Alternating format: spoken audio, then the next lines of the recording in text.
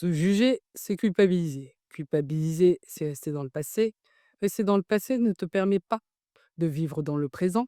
Résultat, le présent, tu le vis sans conscience. Sans conscience, tu fais des erreurs que tu tentes de corriger par une extrême bienveillance. Qui dit extrême bienveillance dit dépassement de ses limites. Tu dépasses tes limites. Tu ne t'aimes pas quand tu ne respectes pas tes limites. Résultat, tu te juges à nouveau. Menace numéro 6, vivre dans la peur. Tu vis dans la peur, résultat, les opportunités, tu ne les saisis pas.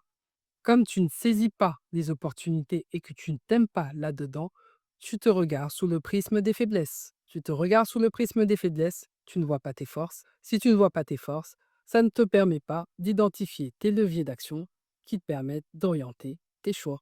Mais avec ta carte personnelle anti-jugement, tu vois ta zone de responsabilité, ce que tu peux changer, ce que tu peux pas changer.